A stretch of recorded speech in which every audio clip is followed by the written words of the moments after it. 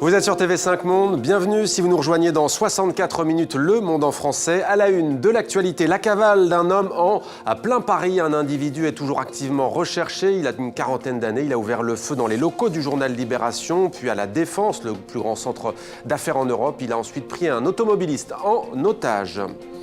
Le retour en France de l'ex-otage du Nigeria Francis Collomb. L'avion médicalisé qui le transportait a atterri tôt ce matin à Villacoublay près de Paris. Les circonstances de sa libération restent encore floues.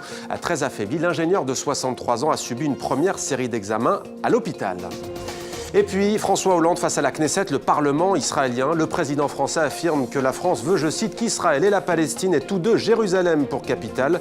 Dans le dossier du nucléaire iranien, François Hollande se prononce pour le maintien des sanctions, et cela tant que l'Iran n'aura pas renoncé au nucléaire militaire.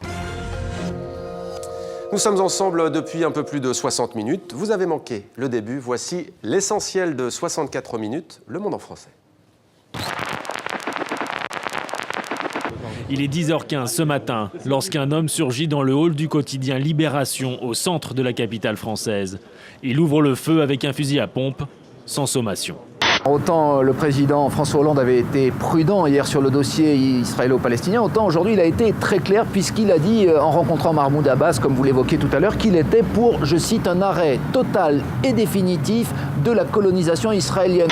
Les traits tirés, mais le sourire aux lèvres, Francis Collomb est arrivé à Paris, accueilli par des proches et épaulé par le Premier ministre français. Même au sein de l'actuelle majorité conservatrice, il y a des voix qui s'élèvent pour s'opposer au nucléaire. C'est un discours qui est vraiment en phase avec l'opinion publique.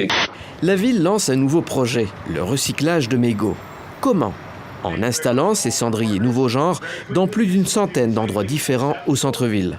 Les compagnies du Golfe affichent leur puissance, à commencer par celle d'Emirates. Le transporteur a jeté son dévolu sur le futur long courrier de Boeing, le 777X. Il en a commandé 150 exemplaires, commande aussi de 50 à 380 d'Airbus. Le président français et la chancelière allemande bien décidés à hausser le ton vis-à-vis des États-Unis. C'est ce qu'ils ont convenu dans leur tête-à-tête. Mettre un coup d'arrêt à cet espionnage massif, c'est ce que souhaitent aussi la plupart des leaders européens. Tout le monde savait très bien que les Américains utilisaient ce genre de méthode. Simplement, je crois que la vraie surprise, c'est que personne ne s'attendait à une pareille ampleur. Je pense que le tout Internet, le tout interconnecté est probablement quelque chose du passé. Il va falloir trouver de nouvelles manières de communiquer, de nouvelles manières de stocker l'information. Il faut s'accrocher et puis croire à ses rêves.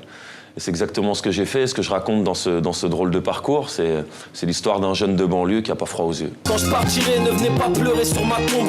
C'est un magicien de la trompette, Ibrahim Malouf. C'est l'un des artistes les plus inventifs de sa génération.